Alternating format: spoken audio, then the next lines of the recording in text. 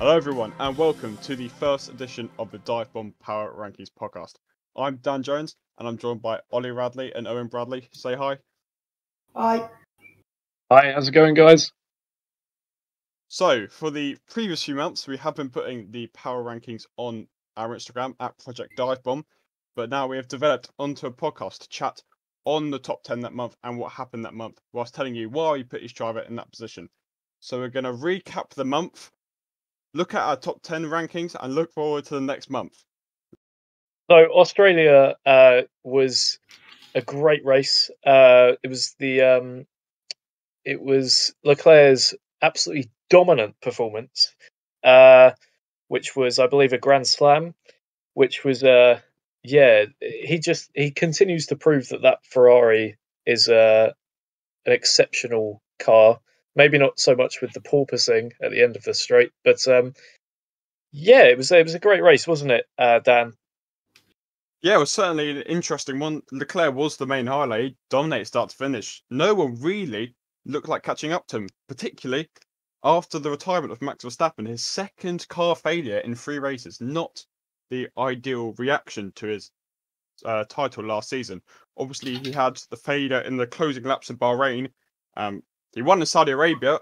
But again, another retirement whilst running P2. These are dropping him crucial points. 36 points lost already within 3 rounds. That is not the start to the season that Max Verstappen wanted. It wasn't all sunshines and rainbows at Ferrari either. You had Leclerc dominating the race, whereas Sainz heading out of it on the opening lap.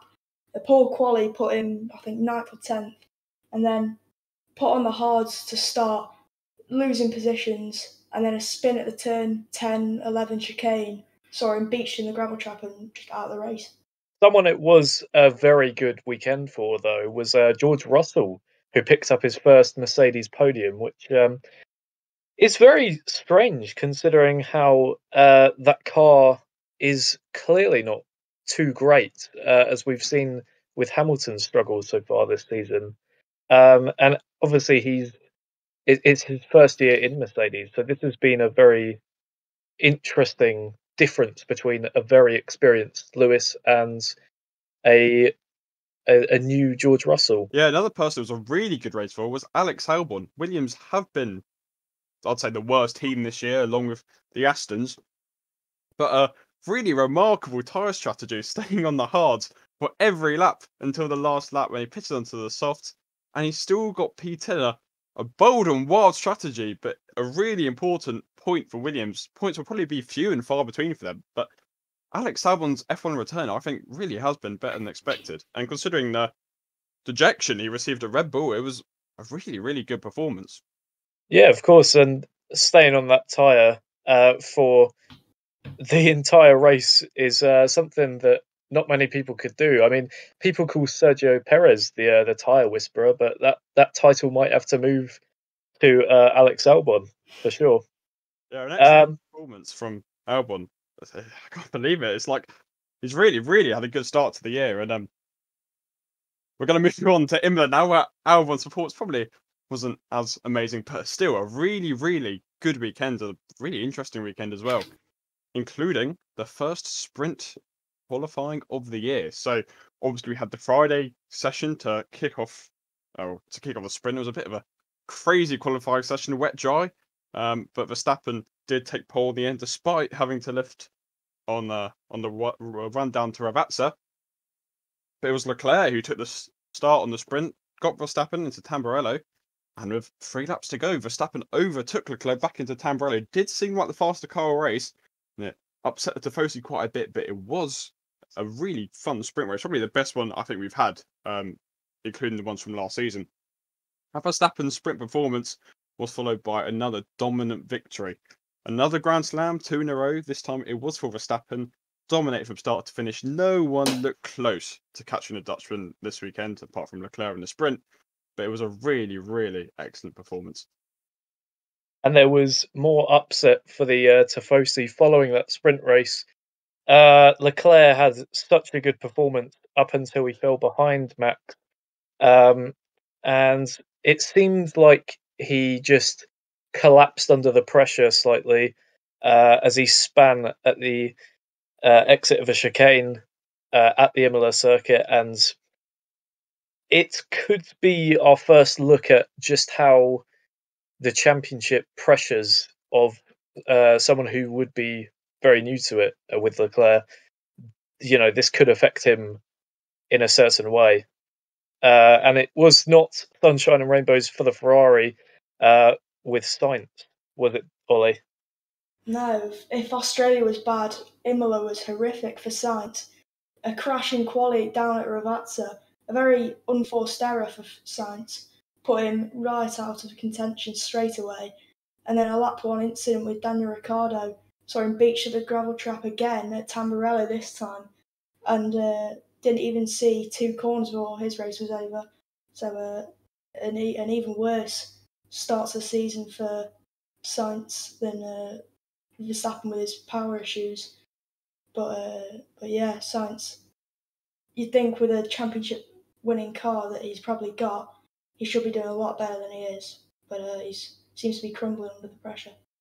The role of teammates, I think, will be really, really important this year, with both Perez and Sainz to support their Leclerc and Verstappen's championship push. And Perez had another really good performance. We didn't even touch on his Australia performance, where he finished second, but another second in Imola. And I think he had Leclerc under control until Leclerc's mistake. I think he almost forced the mistake from Leclerc. And it gave Red Bull their first 1-2 since Malaysia 2017, back in the days of Ricciardo and Verstappen. But 5 years is really remarkable for that wait for Red Bull 1-2. And they're joined on the podium by an unfancied Lando Norris. I've got to say, McLaren have come so far since their dismal showing in Bahrain, to be honest. But who could have seen them by the 4th race on the podium with Lando Norris? He really is quite good at this track. Got podium here last year as well. And it's just the start of McLaren's resurgence. And of course, it's not been the best weekend for Lewis Hamilton or Mercedes. Any Mercedes fans listening, I mean, this would have been a terrible weekend for you. A Red Bull 1-2, especially after last year, I don't think many people will be ecstatic about that.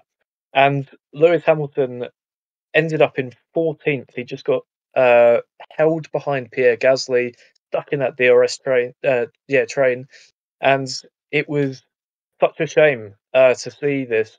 That car just does not look good, obviously, at all. But something the Mercedes has always had historically is it's never been able to follow in the pack. But this year they don't even have their speed to carry them further, so they are stuck in a pack which they cannot follow, which makes it very tricky. And Lewis Hamilton definitely struggled, but his teammate, luckily George Russell, was ahead of all that pack and finished in 4th. Something which, again, he just seems to continue his great run of performances. Now on to F2 and F3. Ollie? Yeah, so there was no F2 or F3 action at Australia, but there was some action at Imola, the first time we've actually been there in both categories.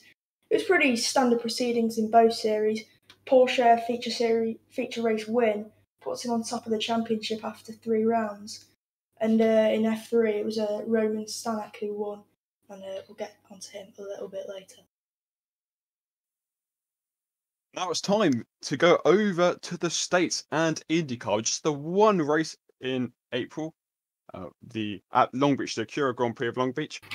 Back towards the start of the season, it was the season finale last year, but brought back forward. And it ended with a Joseph Newgarden victory, who continues his form from Texas after what was a really remarkable move. Final lap, final corner to win the race.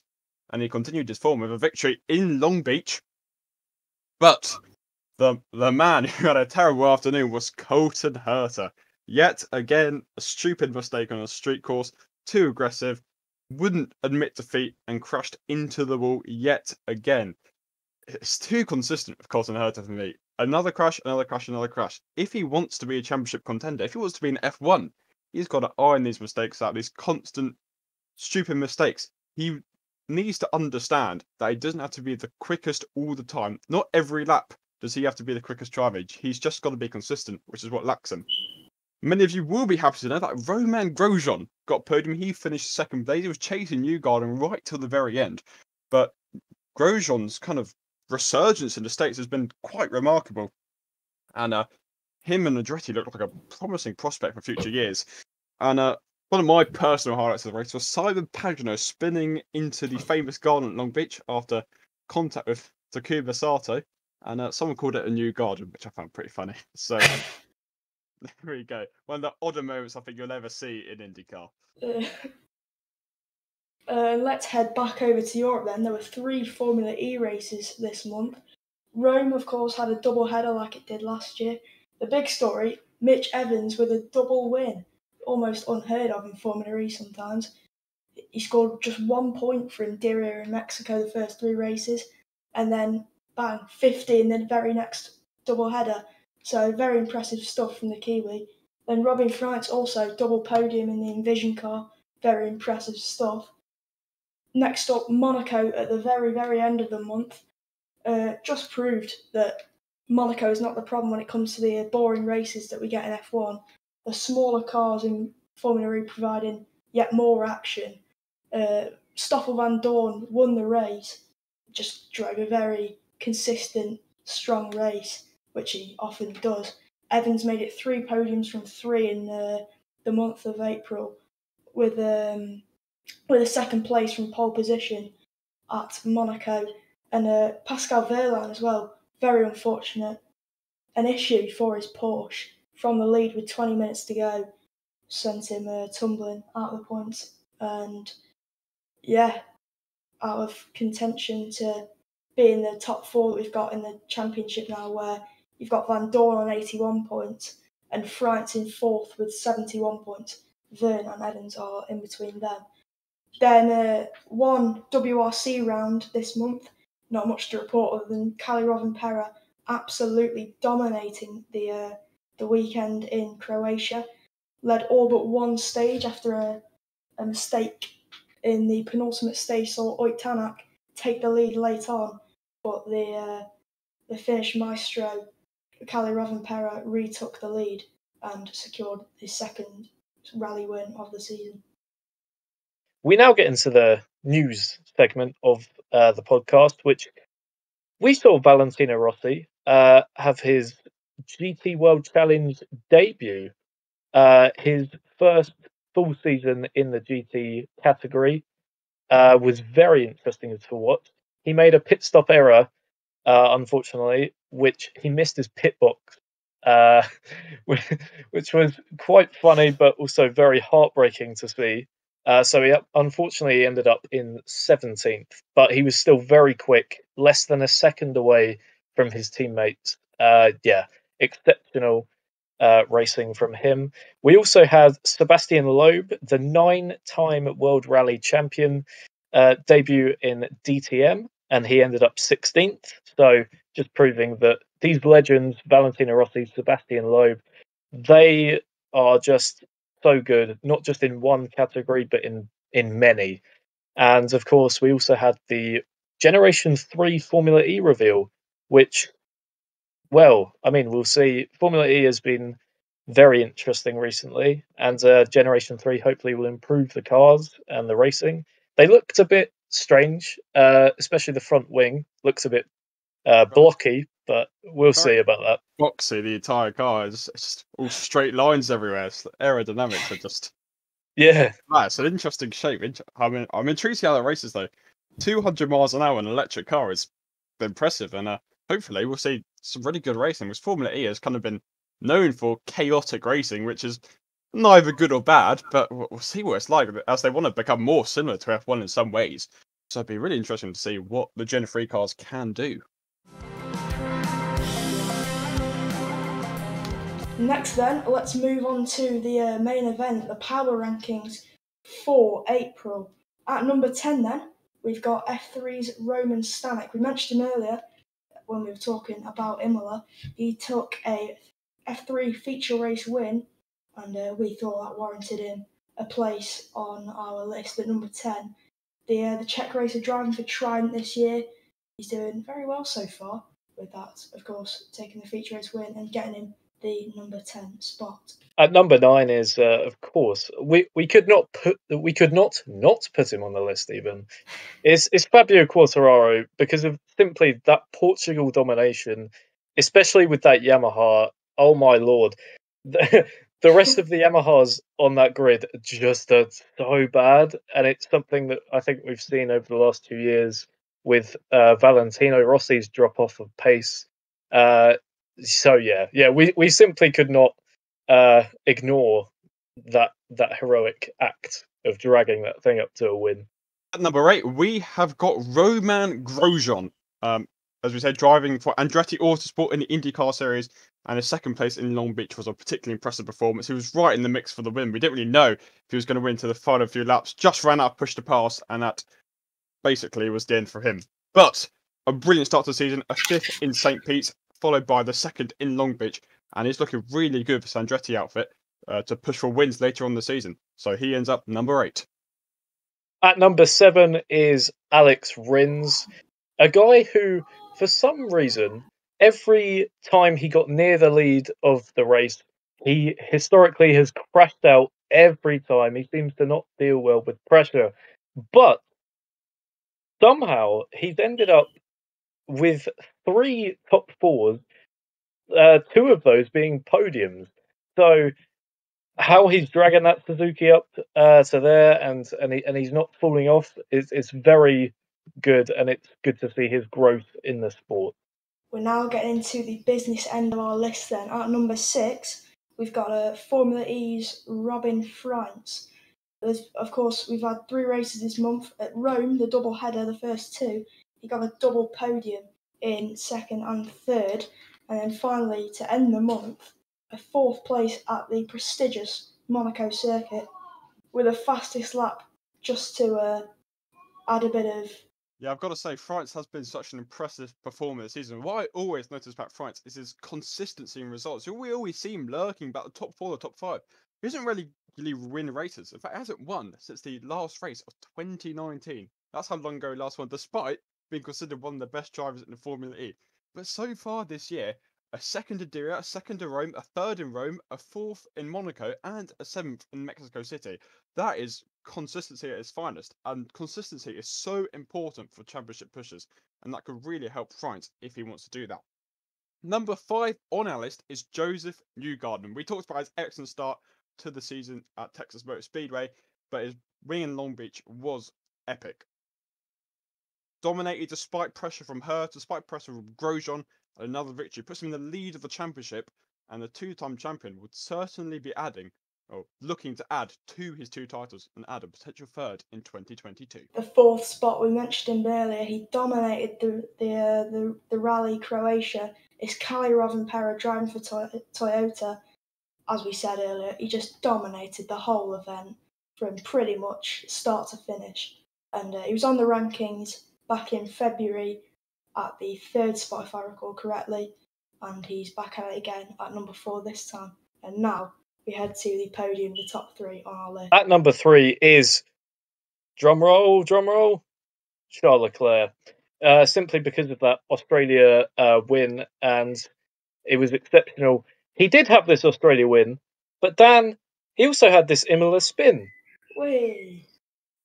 Yeah, the Imola spin really affected him in the power rankings this month. He got too greedy coming up the Variante Alta. 3rd would have been a solid performance for Leclerc. A podium in Imola would have delighted the Tifosi, but he got too greedy. His Australia win went to an Imola spin, and that's why he only ends up P3 on our list. P2 is his championship rival, Max Verstappen. Yeah, Max Verstappen, he's had such an odd opening to his season, but that cannot distract us from the exceptional performances that he's done, such as Imola. He's dropped points through no fault of his own in Australia because of that engine failure that was absolutely heartbreaking. Yeah, his Australia disappointment became Imola delight, an absolute dominant performance, his 2nd Grand Slam after Austria last year. But even in the Tifosi ground, Leclerc did not look like even getting close to him this weekend. That weekend. Yeah, the championship battle. Ollie, what do you think of that? It's been quite unfortunate for Max Verstappen. Obviously, the Red Bull engine recently taken over the former Honda engine. It was superb last season. It still is superb, but it's been letting him down on 2 occasions already this season, at Bahrain and at Australia. Both times he was running in second position. That's 36 points dropped from the first 4 races through no fault of his own, which is just brutal for any driver fighting for a championship with the prestige of Formula One. Now then, let's move on to the number 1 spot. It's not an F1 driver this month, which is quite a shock normally, but after this man's performances this month, it is no surprise that Mitch Evans tops the list in April. We mentioned it earlier, he dominated in Rome, 2 wins from the doubleheader, and then Monaco, second in the race from pole position, the perfect month pretty much. 70 points in 1 month when he had 1 point from the previous 3 races. It puts him in third position and really puts him back into the championship fight that he looks nowhere near last month. Yeah, very impressive month for Mitch Evans and definitely deserving of the number 1 spot. The number 1 spot bizarrely means in the 4 months we have done, we have had 4 different series on top. We've had Sebastian Loeb from the WRC, Scott McLaughlin from the IndyCar series, Charles Leclerc in F1, and Mitch Evans from Formula E. Can we keep this streak going as we head on into May? And looking forward to May, well, the big event, the Indianapolis 500, IndyCar's most famous event, part of the Triple Crown. It's going to be certainly a thrilling month, which is only improved by the Honda Indy Grand Prix of Alabama on the 1st of May to kick off the month. So that means 3 IndyCar races if you include the Indy GP coming on the 14th of May as the Indianapolis 500 traditions get underway. Of course, we also have the F1 Miami GP, which has caused some controversy amongst the motorsport community. Boys, what do we think of the Miami circuit? It looks interesting, that's for sure. I mean, there's some sections which look really tight, specifically that chicane going onto the back straight looks like it's going to be quite a challenge for the drivers. But it looks fast as 3 DRS zones. It might be good for overtaking. And with its new cars, it'll be really interesting to see how these cars go around the circuit. We also have that S's section at the start, and then we have high speed for quite a bit of that, apart from that twisty section in the middle. So it'll be interesting to see if teams go for high downforce or low downforce to gain better speed. So it'll be really interesting to see what setup teams go for at Miami.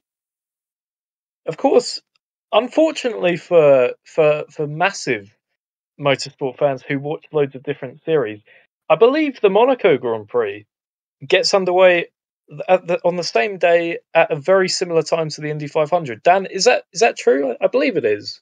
Oh, you might have the afternoon of your lives. The Monaco Grand Prix ends just before the start of the Indy 500. So how about that? Glued to your TV for absolute cracking action for hours and hours. The 2 Triple Crown or 2 of the 3 Triple Crown races on the same day.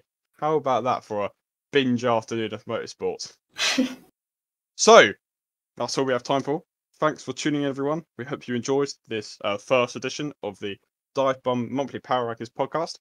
Don't forget to subscribe to the DiveBomb YouTube and follow our Instagram and Twitter at Project DiveBomb. We hope to see you next month.